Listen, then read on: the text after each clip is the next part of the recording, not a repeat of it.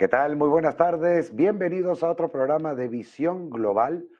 Hoy tenemos 6 de febrero de 2023. Un saludo al otro lado del océano, a todo el continente americano, sobre todo Latinoamérica, ya que este espacio va dedicado también a un interés común en diferentes aspectos también y lo que son las posibilidades de inversión o a nivel económico, macro, etcétera, allí al otro lado del charco cuando les saludo aquí desde España. También buenas noches, buenas madrugadas, allí donde sale el sol primero, que también hay mucha gente que nos sigue.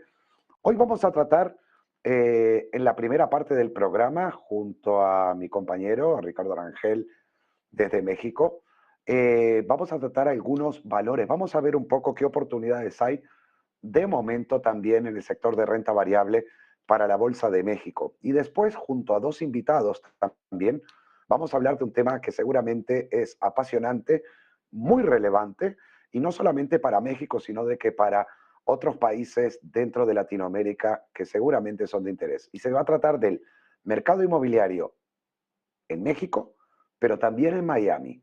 Y aquellos, Miami, Florida, aquellos que conozcan quizás algo de Miami, de Estados Unidos, saben y conocen de primera mano la importancia que tiene la presencia de inversiones y de inversores latinoamericanos en aquella ciudad, en el estado de Florida, en Estados Unidos de América. Por lo tanto, creo que va a ser un programa diferente, pero aparte importante. México es una de las economías más grandes que hubieron desde siempre también allí, dentro de lo que es América Latina.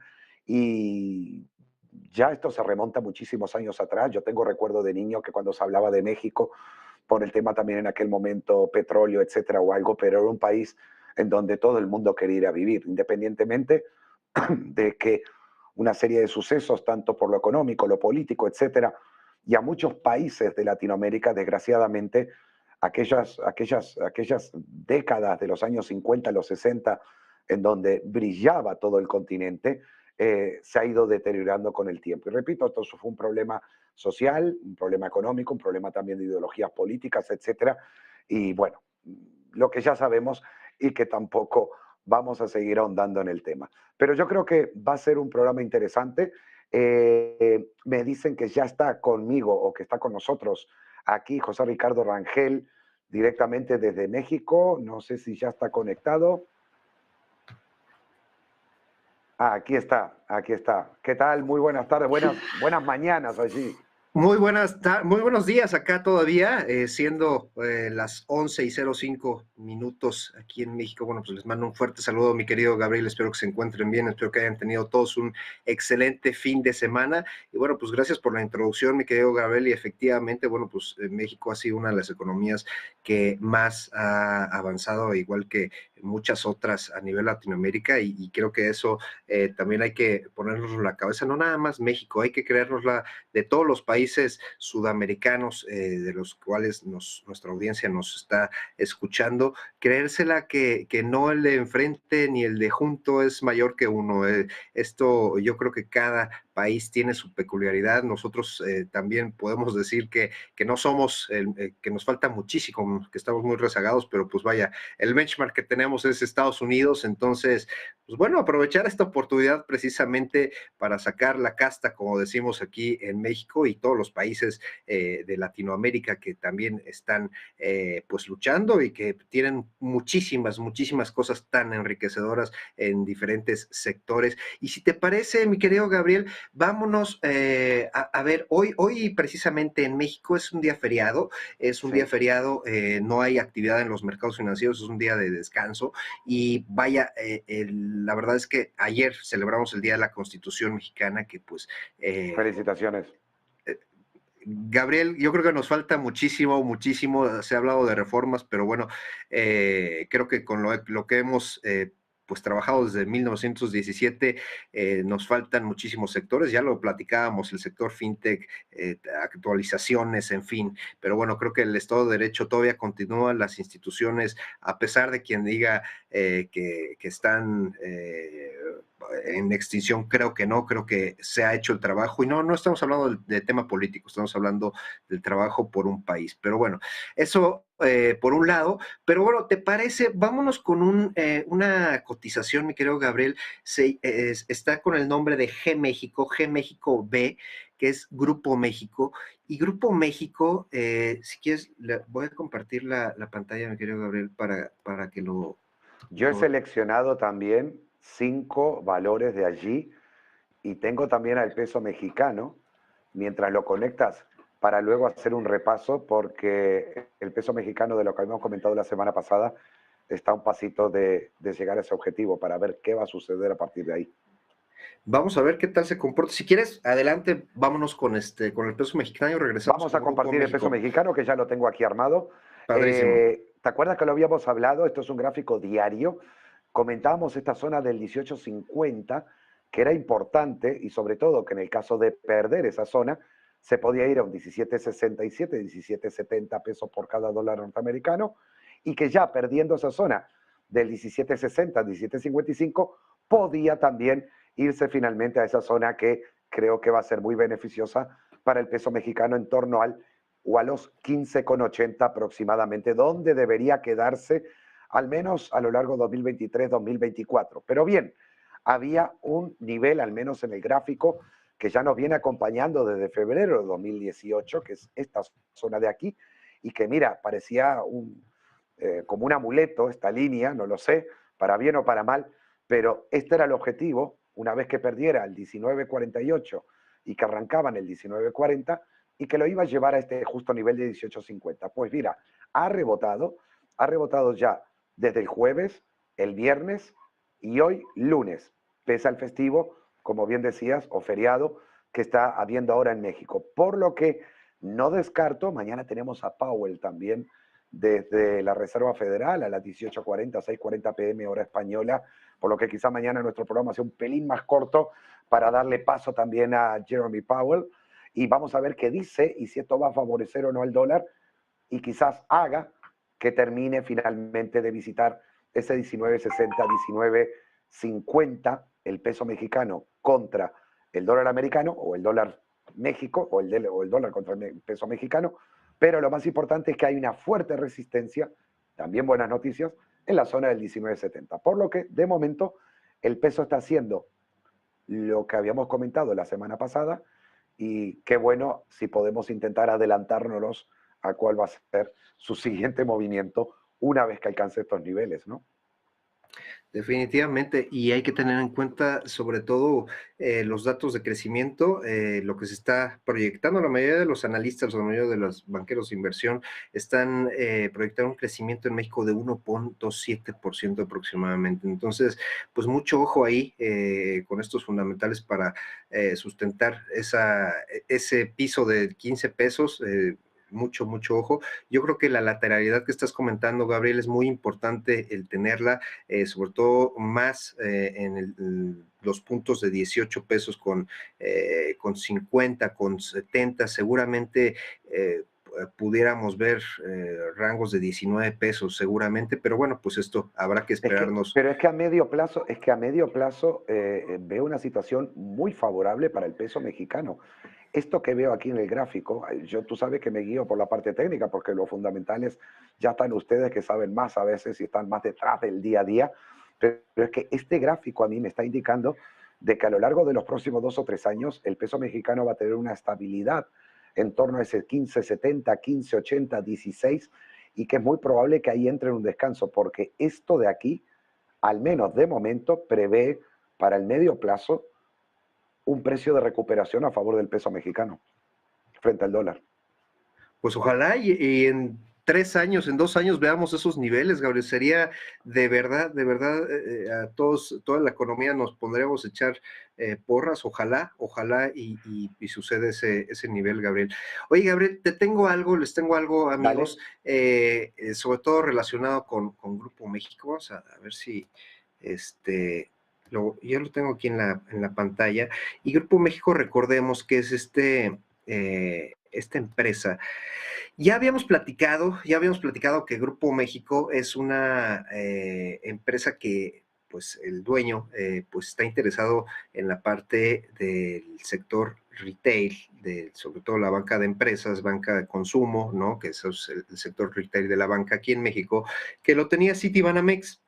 Aquí Citibanamex llegó hace años, pues compró lo que es banco de, no es el Banco Central, es Banamex, Banco Mexicano. Para que no se confundan nuestros amigos, porque una cosa es el Banco Central y otra cosa es este banco pues de comercio que se junta con Banorte, con Inbursa, etcétera. Es parte del sector financiero, pero no es el Banco Central, para que no se confundan.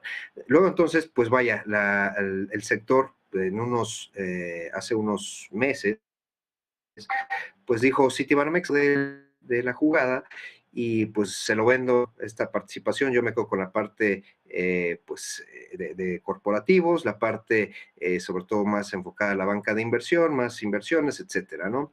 Entonces, pues la semana pasada se dio a conocer que precisamente la REA, que es el que está teniendo el control de Grupo México y que no nada más se dedica pues a la parte comercial, sino ellos sobre todo están más impactados y recordando la semana pasada en la parte de cobre, la parte de zinc, precisamente plata, oro. ¿Y esto qué quiere decir? Bueno, pues que ellos por el afán de diversificar el negocio, que también tienen la parte de vías férreas, ¿no? Todo lo que son los trenes, bueno, pues ellos también lo administran, entonces es un conglomerado muy sui generis aquí en México, Grupo México precisamente.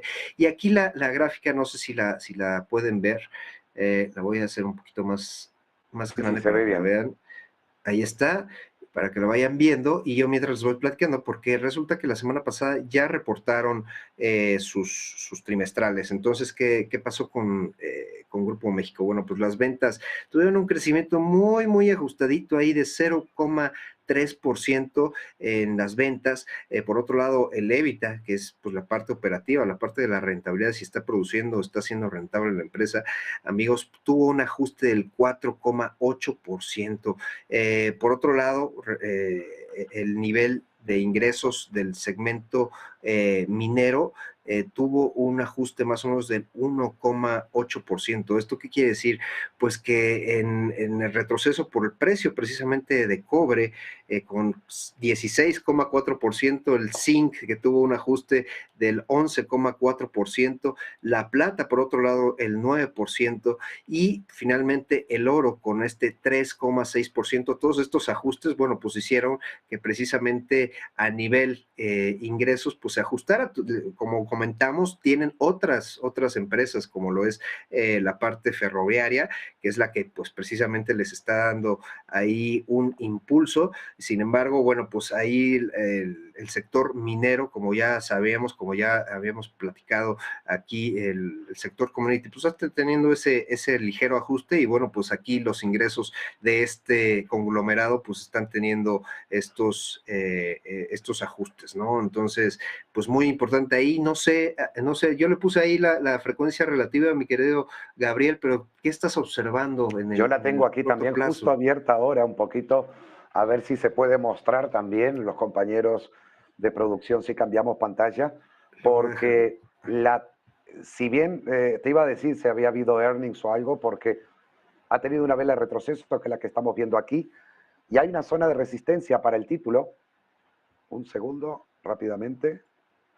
Aquí hay una zona de resistencia para el título en niveles de 42.50 y de 42.70 pesos aproximadamente, que le podría rehacer retroceder a niveles de 38,50, 38,40 pesos, pero cuidado, porque si no me falla el gráfico, el ojo y el análisis, justo desde este nivel tendría un objetivo final en torno al 49,50 y 50 pesos aproximadamente antes de quizás hacer un movimiento correctivo interesante. Por lo tanto, si bien en el ultra corto plazo, semanas, días, pudiera todavía seguir bajando el precio de cotización para México Transportes, la veo que de cara probablemente al año que viene, por lo que me da la proyección, o un poco antes, tiene esos niveles de 49.50 pesos. Además, había encontrado también aquí otro título que me pareció interesante, sobre todo por lo que pueda estar haciendo, que es promotor y operador de infraestructuras. No sé qué tal es la empresa. Es Infra, Pia Infra es precisamente una empresa muy, muy relacionada a la parte industrial y si quieres, también acaba de reportar. Exacto, Ahorita aquí la tenemos. Y es que aquí tengo algo muy importante para el título, porque si bien para la otra la tenía un poquito la GMXT, la tenía un poquito mejor, aquí de momento lo que me está dando justo este título es que al menos en el corto plazo es probable de que sufra una corrección en torno a los 155, 160 pesos aproximadamente desde los 185,30, con 28 que llegó a cotizar el último día de cotización. Tiene una resistencia muy fuerte allí y luego ya veríamos si visitara esa zona de 158.50, 159, si le diera la fuerza para sí hacer un movimiento alcista rumbo a los 212 pesos. Por lo tanto, yo creo que ahora quien haya tenido algo de beneficios podría ir diversificando, sobre todo porque no sé lo que tardaría. Esto es un gráfico semanal. Tú sabes que a mí me gusta ver a más plazo para no caer en confusión de lo que está haciendo hoy o lo que hizo el viernes. Hoy no, pero bueno, lo que hubiera hecho la semana pasada. Y creo que va a tener primero un pequeño movimiento correctivo y luego ya finalmente algún movimiento más grande. No sé Fíjate que si tú compartes más o menos igual. Es curioso porque precisamente ellos reportaron, y más o menos para que nuestros amigos vean qué tintes tiene, qué sector es el que está dominando infra. Bueno, pues aquí hay concesiones, como ya lo hemos platicado, muchísimas concesiones en la parte de infraestructura. Y bueno, recordemos que hay libramientos carreteros. Aquí hay algo muy importante, no. En México se dio hace algunos años, más o menos en recuerdo, fue en 2007, 2005, hay un consorcio carretero el más grande y bueno, se dio el crédito sindicado más grande para desarrollar estos consorcios carreteros. Entonces, ellos están en la zona del Bajío. El consorcio carretero que les comento fue el relacionado en la parte de Michoacán, Guadalajara y Estado de México. Esto es en la zona oriente, precisamente, de occidente, perdón, de México. Y bueno, ellos, esta empresa lo que se dedica es a administrar estos tramos carreteros, principalmente el tramo de Aguascalientes, que fue el que le dio mayor ingreso. ¿Cómo reportaron? Bueno, pues a nivel ingresos crecieron ellos un 6,2%. También la parte del EBITDA, nada más para que veas el margen que están teniendo, 25,6% reportaron de margen de EBITDA, lo cual, pues bueno, pues es muy, muy importante aquí, sobre todo que se está pues reactivando precisamente como tiene que ver mucho con los consorcios carreteros. Recordemos que la parte como se evalúa precisamente los ingresos es a través de pues los peajes, ¿no? Entonces, entre mayores vehículos estén ingresando a estas carreteras de peaje, bueno, pues mayores son los ingresos que está teniendo, lo cual pues posiciona a Infra como una de las principales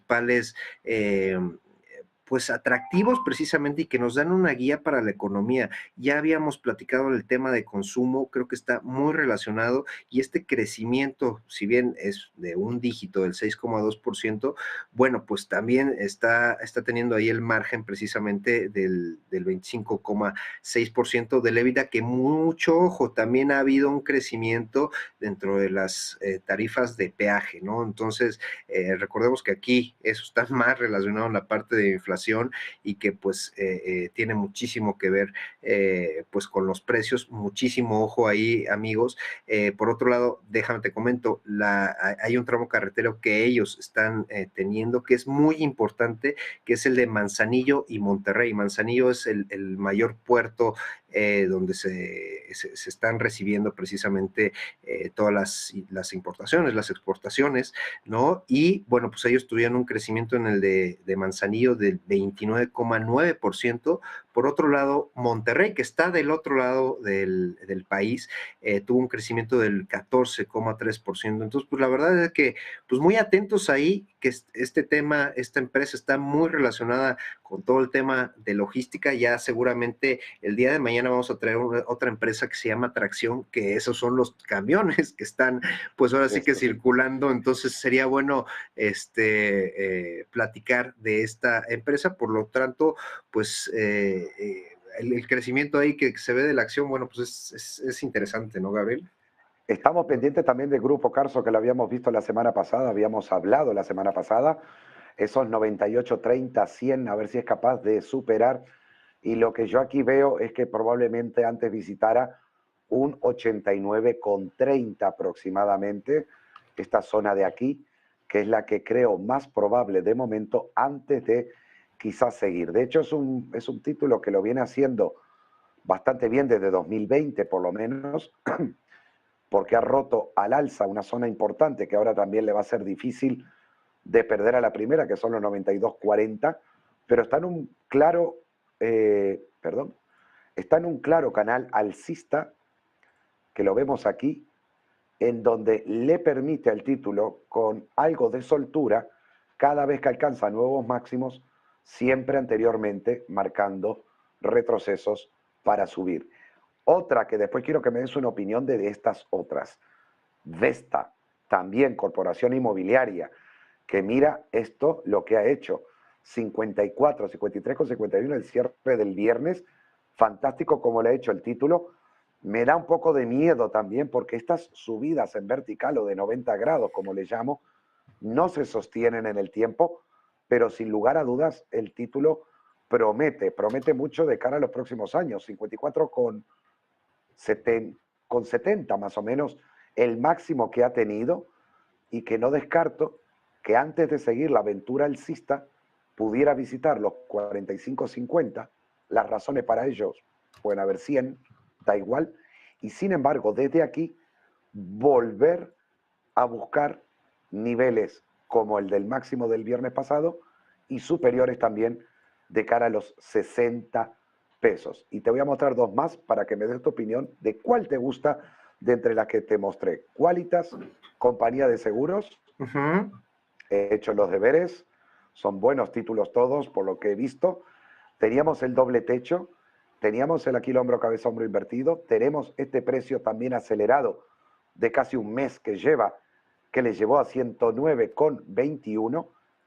Misma situación, yo creo que algo va a pasar esta semana con los mercados, que van a retroceder, va a afectar, pero no por problemas de la empresa o de las empresas cotizadas, una corrección de las que necesita a veces el mercado para después, desde allí, mi famoso mes de marzo, hacer lo que realmente todo el mundo espera, y es probablemente empezar una subida ya mucho mejor y escalable. Por lo tanto, creo que lo que veo en el gráfico aquí, desde estos 109,33, aproximadamente 50, que coincide con este doble techo, podría retroceder a estos niveles de 94, 94,50, y a partir de ahí veríamos si vuelve a rebotar. Y la última es Electra.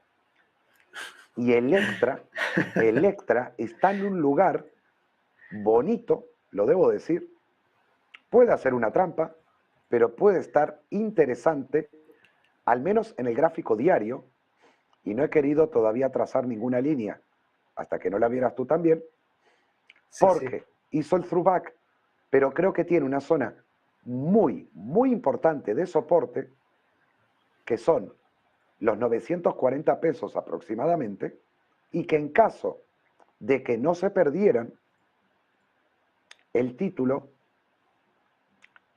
podría recuperar fácilmente los 1.200 pesos aproximadamente de cotización aquí, como primer paso y para hacer boca. Y ahí te dejé esas cuatro para que me des tu opinión o nos des tu opinión.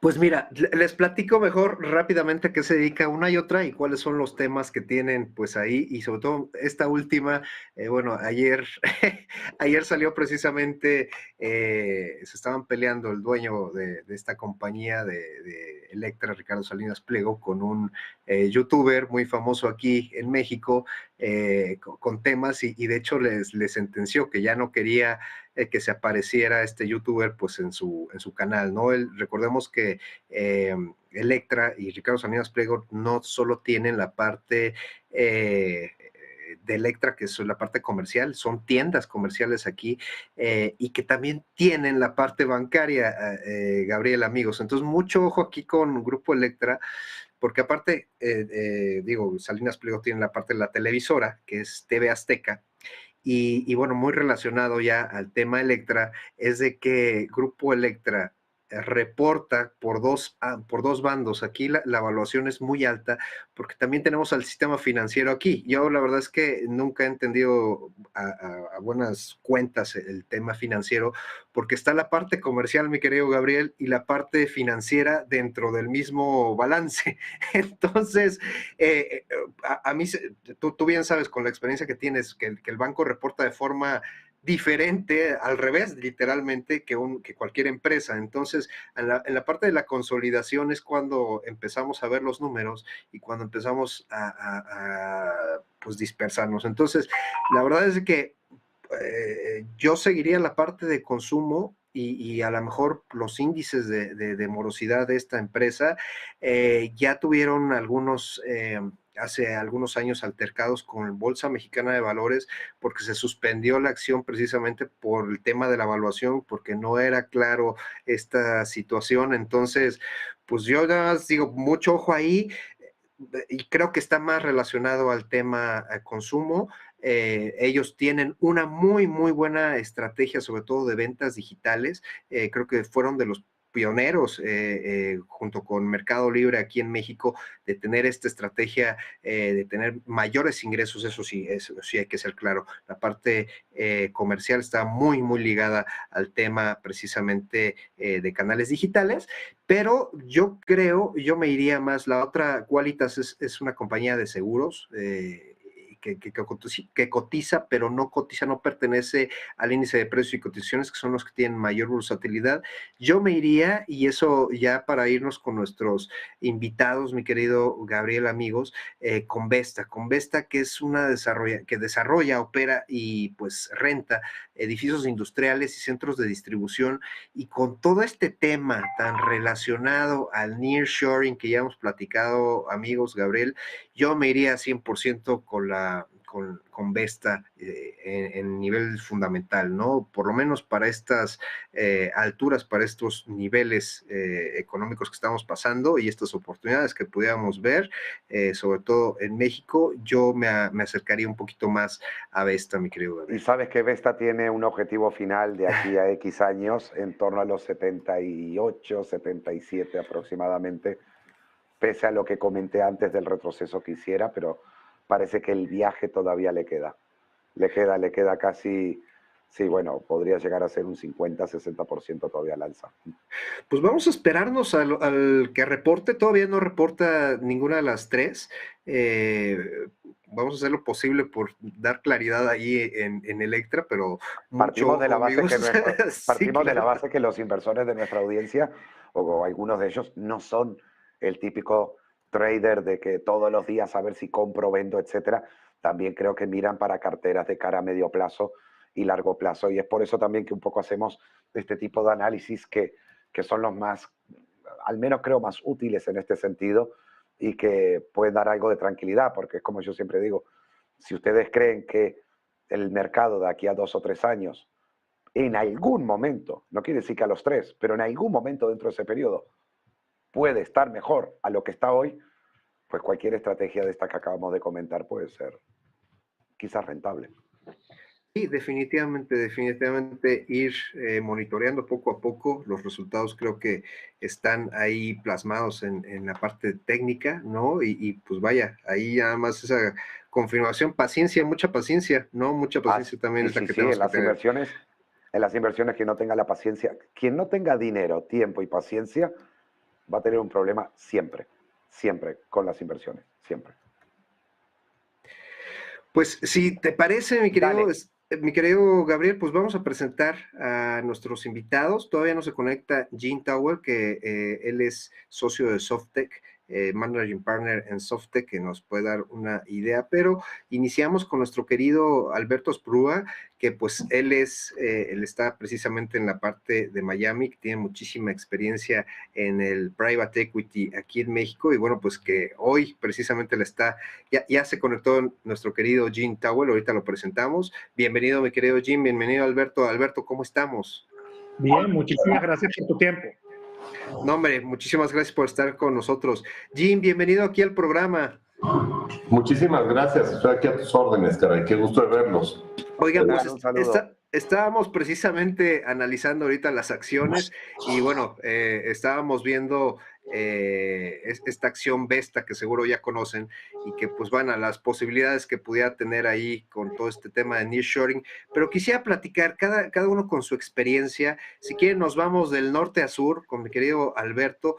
El mercado de Miami, la semana pasada platicábamos precisamente de una estrategia que Cementos Mexicanos pues nos sorprendió muchísimo porque toda esta contracción que tuvo durante muchos años, pues ahora resulta que ya está comprando precisamente la parte de agregados con proyecciones precisamente para el mercado de Florida, ¿no? Ellos están teniendo como alguna certeza de que este mercado en Florida pudiera estar creciendo. ¿Cómo se encuentra el mercado inmobiliario allá en Florida, mi querido Alberto?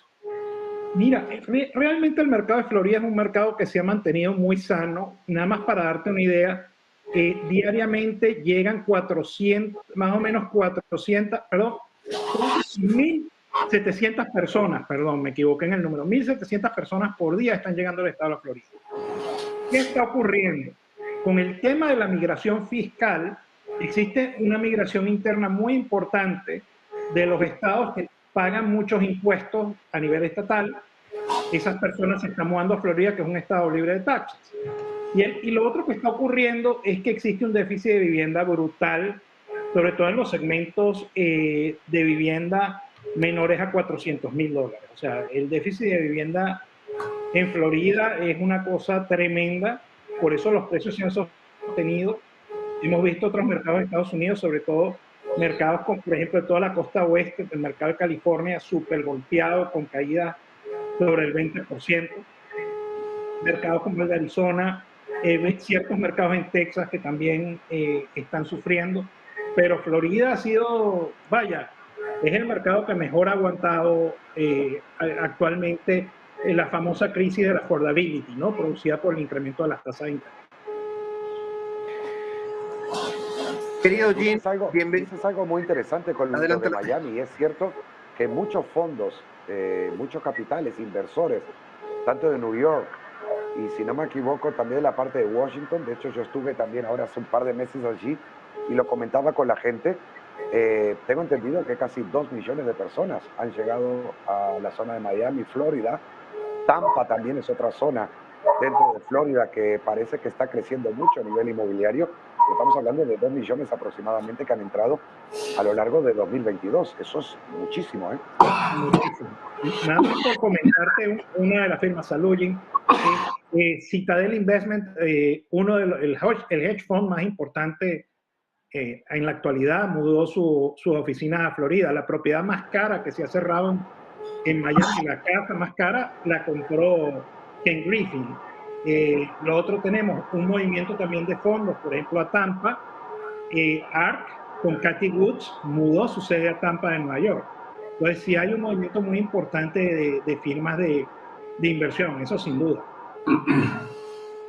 Disculpa, Ricardo, que ibas a decir algo. No te preocupes.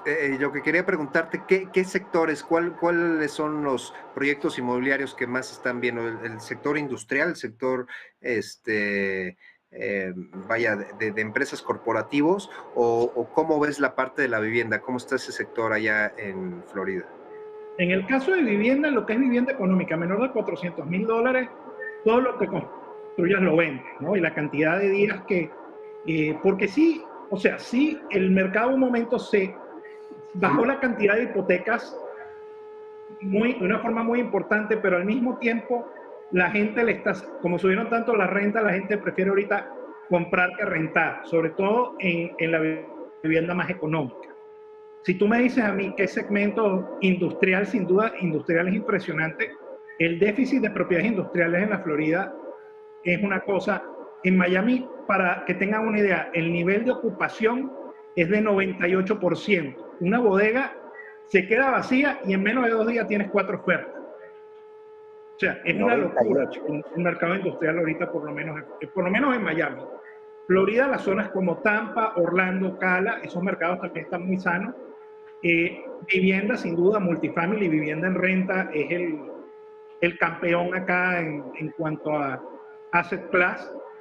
Oficinas, un poco más lento. Ciudades como Miami han tenido una demanda extraordinaria, es una cosa rarísima, es de los pocos mercados que inclusive ha subido. Pero de resto, la verdad que temas como retail está más rezagado, pero de resto la verdad que está bastante sano. Sectores como la hotelería ha venido un fenómeno de conversiones interesantes a multifamily. Es un poco como se ha comportado el mercado ahorita. Jean, pues vámonos a México. Bienvenido aquí al programa, mi querido Jean. La verdad es que nos da muchísimo gusto tener un experto como tú y sobre todo también, pues vaya, por la parte profesional, te agradezco también que te hayas desempeñado como profesor, porque hay una historia ahí detrás, pero bueno, esa tendremos alguna oportunidad próximamente de contarla. Te agradezco, tú eres socio de Softec, Managing Partner de Softec. ¿Cómo está viendo Softec aquí en México el sector inmobiliario, pues para las distintas ramas de este sector, Jean? José Ricardo, muchas gracias por la invitación. Mucho gusto al resto del panel. Siempre es un gusto compartir ideas. Fíjate que nosotros el mercado lo analizamos desde 1980, el mercado de inmobiliario de México. Hacemos un levantamiento trimestral en 44 ciudades del país para ver cómo está la situación, particularmente en el mercado habitacional, y también analizamos los mercados industrial, comercial, hotelero y de oficinas. Lo que estamos viendo en México, el mercado que tiene mayor crecimiento ahorita en México es el mercado vacacional, propiedades vacacionales en los mercados más comunes, en Cancún, Riviera Maya, en Vallarta, en Mazatlán, y Los Cabos y Tijuana son los mercados que están teniendo el mayor crecimiento, están creciendo al ritmo de 25-30% por año. El mercado industrial está teniendo también un extraordinario desempeño.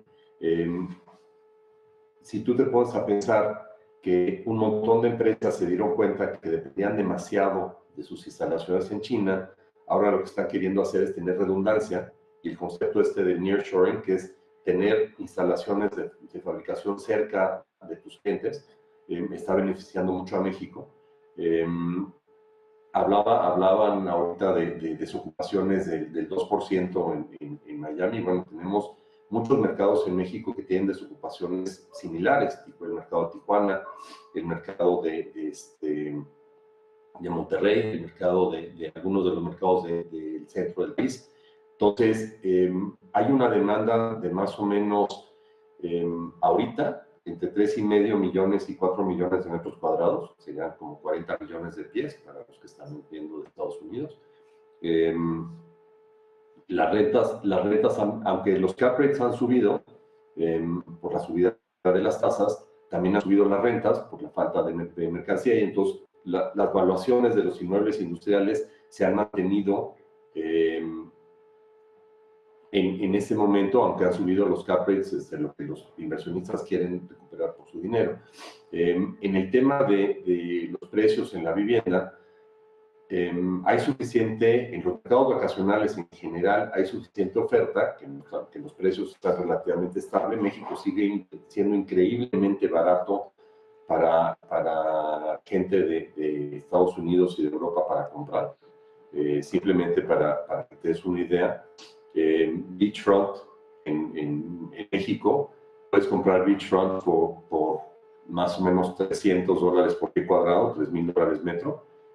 Hay algunos lugares que es un poquito más caro, puedes llegar a $6,000 metro, que son más o menos $500 por pie cuadrado, pero sigue siendo mucho más barato. Si te preguntara beachfront en en Miami, estás hablando por lo menos de $2,000 por pie, ¿no?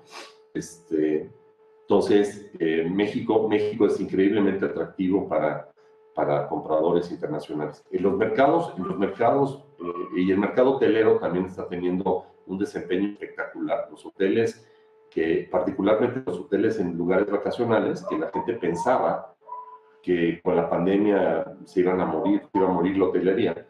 Ahorita los hoteles en destinos vacacionales en México están teniendo las mejores ocupaciones de su historia y las mejores tarifas de su historia. Entonces, la evaluación de los hoteles en México ha subido de una manera espectacular. El mercado que está un poquito más débil es el de oficinas, porque está cambiando la manera como las usamos. Y el mercado de vivienda para uso primario tiene una de las oportunidades más grandes que yo he visto desde que yo estoy involucrado en este mercado desde 1987. Es espectacular la oportunidad en el mercado de vivienda de uso primario. Hay una cosa importante que ha comentado recién y también coincidía antes con el tema de Miami y el problema de las oficinas. Es algo que aquí en Europa se está detectando y la pandemia, creo que para el medio plazo, próximos 5 o 10 años, ha marcado un antes y un después. La mayoría de empresas están descartando mantener oficinas físicas para que sus empleados tengan que hacer actos de presencia. Aquí en España es un tema cultural, el presentismo que se le llama. Yo viví en Alemania muchos años y allí gran parte del trabajo se desarrollaba desde lo que se denominaba el home office, ¿no? O sea, trabajar a distancia, y se adoptó y se está adoptando cada vez más. Es por eso que estamos viendo grandes superficies de oficinas sin ocupación. Lo que usted comenta también, que en México esa demanda de las oficinas no es tan fuerte como sí de la vivienda privada, del inmueble para la persona privada, y creo que va a existir en el futuro algo mixto quizás. Ya no hablamos de los nómadas digitales, que son nuevas profesiones y que son personas que están viajando por todo el mundo y trabajando para cualquier empresa del mundo, desde cualquier empresa del mundo y en cualquier parte del mundo. Pero creo que va a haber un formato nuevo a nivel de vivienda que va a ser el uso personal, el uso privado y una parte destinada a lo que va a ser el trabajo del día a día. Y creo que el tema del negocio inmobiliario para las oficinas lo van a tener muy mal. No solamente puede ser en México, puede ser en Estados Unidos. Ya está, Tesla estaba teniendo problemas, gente de Apple estaba teniendo problemas para que la gente volviera, pero lo estamos viendo en Europa también. No sé si creen ustedes que esto puede ser algo así o es algo muy puntual, transitorio y que bajo ningún concepto va a ser así. Fíjate que un tema que nosotros hemos visto es que, y de hecho hubo un estudio que hizo la firma de corretaje CBRE a principios de la pandemia, y yo he venido rastreando ese proceso, y lo que comentaban ellos es que así como en el siglo XIX, con la aparición del teléfono y el telégrafo, pudiste separar la fábrica de la oficina, y entonces podías tener una oficina acá y fábricas en muchos lugares diferentes.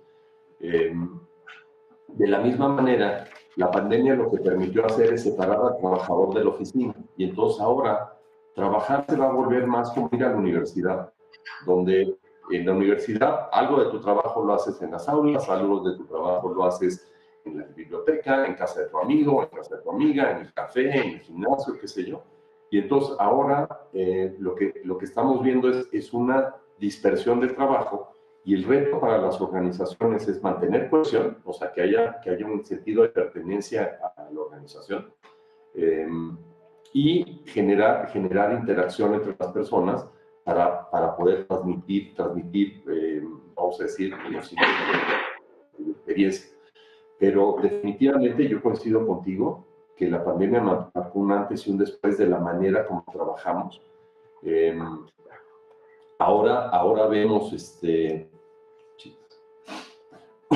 ahora vemos hay ciertos trabajos que se prestan al trabajo remoto, y hay ciertos trabajos que no. De hecho, hubo un estudio que hizo McKinsey que calculaba que el 25% de los empleados en México se prestaban al trabajo remoto y el 75% eran presenciales, trabajos de servicio, trabajos en tiendas, qué sé yo, ¿no? Pero dependiendo del país será la situación, y las oficinas efectivamente van a cambiar.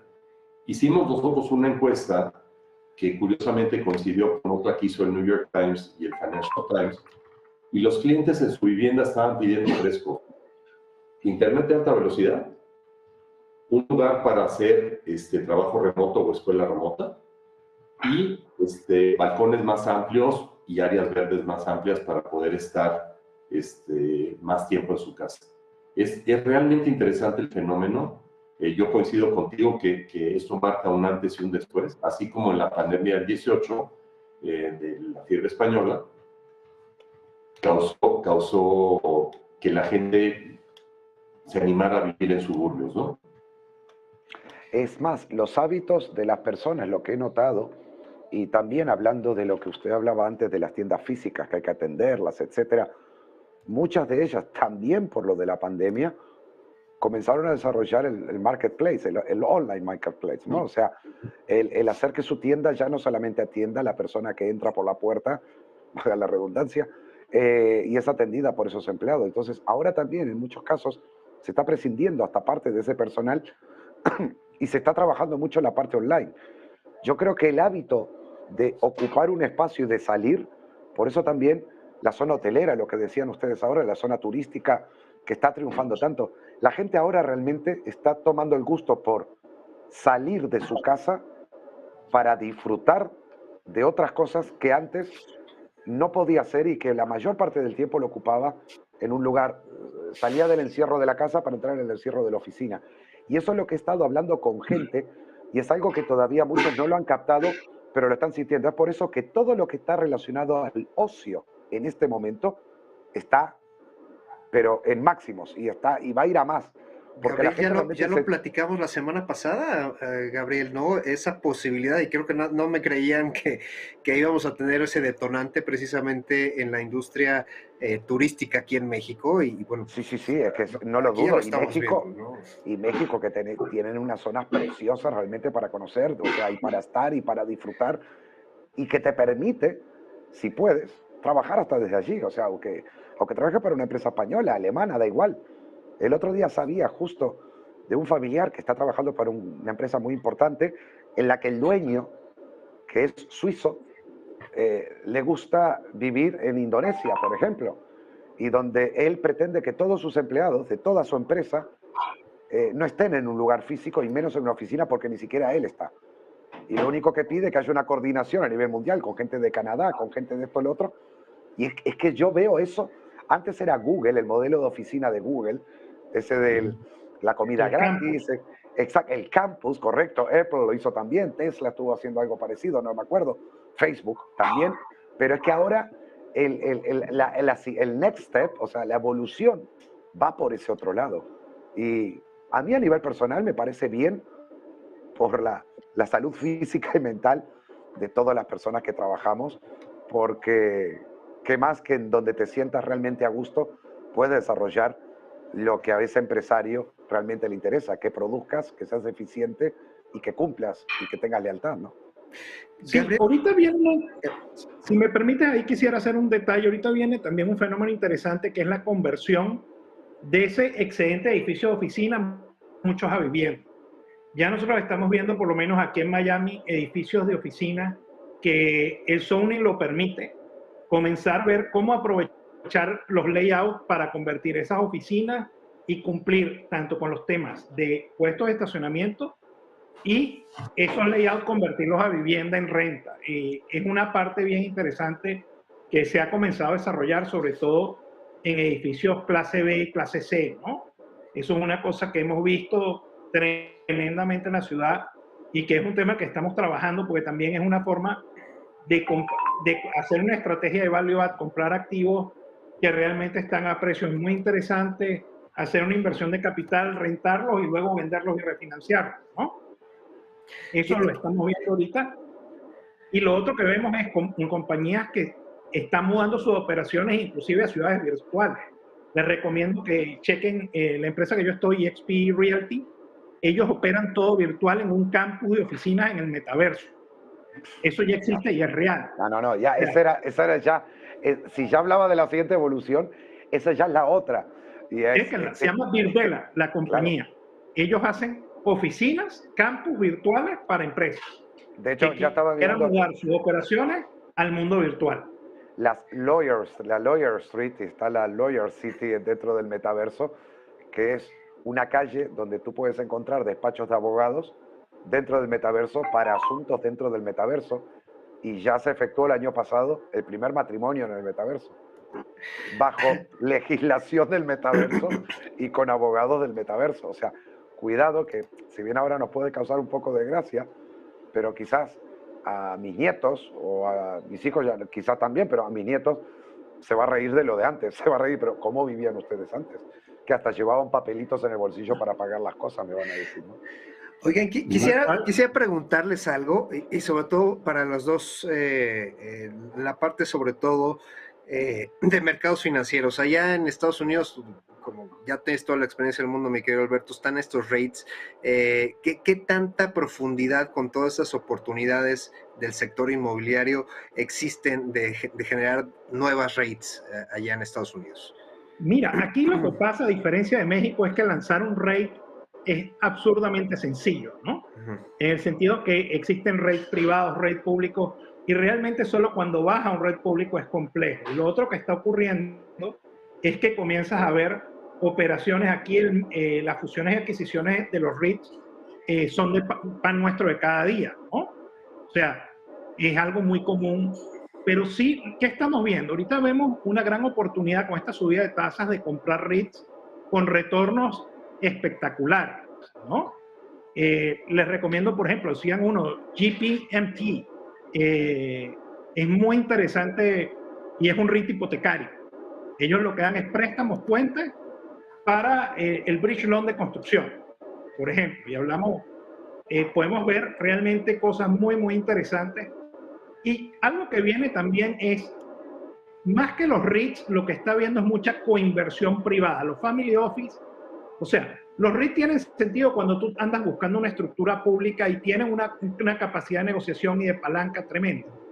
Pero las coinversiones privadas a nivel particular son muchísimo más activas, y ya ves family office muy importantes, mexicanos, por ejemplo, actuando en coinversiones aquí en Estados Unidos, comprando hoteles, multifamily, y las grandes familias, todas están de alguna manera mexicanas, y los grandes capitales están trabajando en coinversión con developers en transacciones privadas.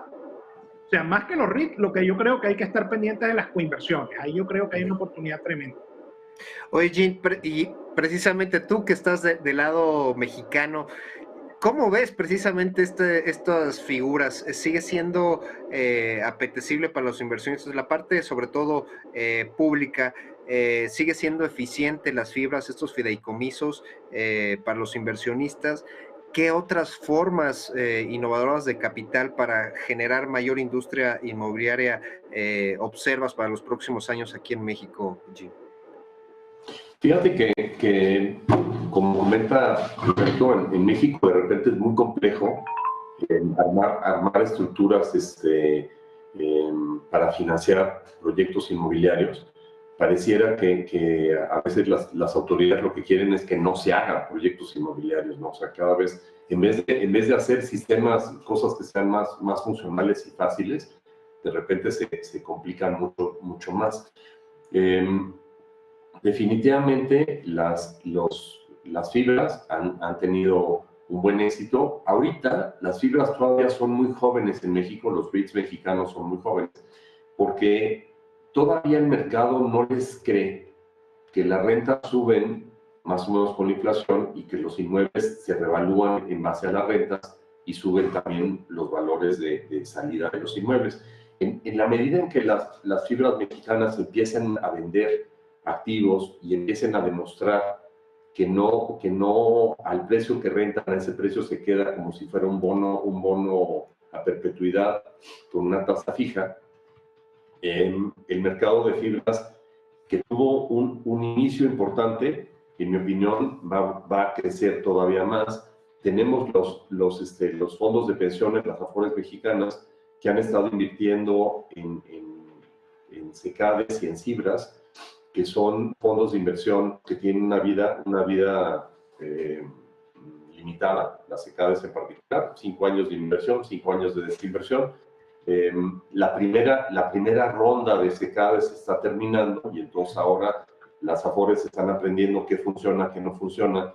Entonces, a mí me da la impresión que estamos ante una recomposición del mercado público en inmobiliario. En el mercado privado, lo que estamos viendo es que efectivamente, igual que en Estados Unidos y en Europa, los family offices están jugando un rol mucho más activo en diferentes tipos de proyectos, porque como en tantos lugares, pues hay más dinero que proyectos, ¿no? Entonces, el tema es poder tener un mecanismo efectivo para llegar a estas personas. De repente en México cuesta trabajo encontrarlos, ¿no? O sea, saber quiénes son los que tienen apetito para qué cosa. Por cierto, Alberto, me da gusto verte, caray, hace tiempo que no nos saludábamos. Así es, Marco. Sí, ya un tiempito, toda esta pandemia por lo menos. Por lo menos, sí. Oigan, pues ya se nos termina el tiempo, la verdad es que muy enriquecedor este tema, sobre todo los vencimientos de los ECADES, muy importantes, que también ya los nuevos ECADES ya empiezan a tener mayor diversificación, mayor apetito de riesgo, por lo que estamos viendo, pues vamos a ver qué tal evoluciona pues estas fibras que bien comenta Jean, mucho ojo ahí, nuestros amigos que nos hacen favor de escuchar, vamos a analizarlas próximamente. Sí, adelante, Gabriel. Sí, hay una pregunta que antes que terminemos el programa nos está haciendo alguien de la audiencia, me pareció interesante, la consultaba Richard Massa y decía, igualmente, quería saber la opinión o si tienen alguna información sobre la posible o la migración de más de 400 empresas asiáticas yendo a México. Y me pareció un punto muy importante. Efectivamente, nosotros calculamos, fíjate, Gabriel, en China hay 1.000 millones de metros cuadrados de superficie de techada. En Estados Unidos hay 1.300 millones de metros cuadrados techados. En México, en los 13 principales mercados, tenemos 80 millones de metros cuadrados techados. Entonces, efectivamente, estas 400 empresas que estás comentando están buscando propiedades en la frontera, particularmente en la frontera en Ciudad Juárez, en Tijuana, en Mexicali, Reynosa, Nuevo Laredo, que son las zonas industriales de frontera, pero también estamos viendo demanda en Monterrey, en el Bajío, que es el centro del país, y efectivamente la limitación ahora es la disponibilidad de energía limpia y barata, pero hubo un anuncio la semana pasada del parque eólico, bueno, el tercer parque eólico, no eólico, el tercer parque solar más grande del mundo, que inauguraron en la zona de Peñasco, en Sonora, que va a proveer de energía limpia a esa zona y va a aumentar la capacidad de atracción de empresas. También se ha estado especulando en las últimas semanas de la entrada de Tesla, que está hablando de hacer una de sus fábricas en Monterrey. Ya están evaluando un terreno de 800 hectáreas para hacer esto y efectivamente, con que el 5% de las empresas de Estados Unidos y el 5% de las de China se reubiquen en México, se duplica la superficie techada del país. Increíble. Sí, estamos ya llegando al final del programa, les pido disculpas. Casualmente en directo me estaba siguiendo un muy buen amigo desde Puebla, México, y me estaba escribiendo, Gabriel, sabemos que estos años vienen 13 empresas, 13 de semiconductores, probablemente a España, desde Taiwán, de las cuales 3 pudieran situarse en Puebla. O sea, vaya futuro para esa tierra tan bonita como es México y, por supuesto, muchos otros países de nuestra tan querida América Latina. Señores, bueno, pues abrimos esto para una segunda ronda. Yo creo que da para mucho. Porque se da muchísimo. Da para mucho esto. Jean Towell, Alberto Spurúa, les agradezco muchísimo, les agradecemos muchísimo haber estado aquí en Visión Global y seguramente pues habrá otra oportunidad para que nos apoyen con todo este tema, sobre todo Puebla, tocaron un tema Puebla que no hemos platicado de él, que es una zona muy, muy rica y bueno, pues ya nos estarán diciendo cuáles son las opciones que se tienen ahí en esta visión global para México. Gracias por estar con nosotros, Gracias, Jim. José Ricardo, gracias, Gabriel, mucho gusto. Alberto, gusto en verte. Igual, Igualmente, muchas gracias por su tiempo, un placer verte, Jim. Gracias por su un tiempo. saludo a todos desde esta parte del Atlántico, aquí desde España. Ha sido todo por el día de hoy, 19:02 para Visión Global. Recuerden, mañana tenemos un programa un poquito más corto porque esperamos la conferencia de prensa también de Jeremy Powers. Así que hasta mañana, buen negocio, Dios les bendiga y quienes quieran, hay mucho más de negocios dentro de muy poco con el cierre de Wall Street. Chao.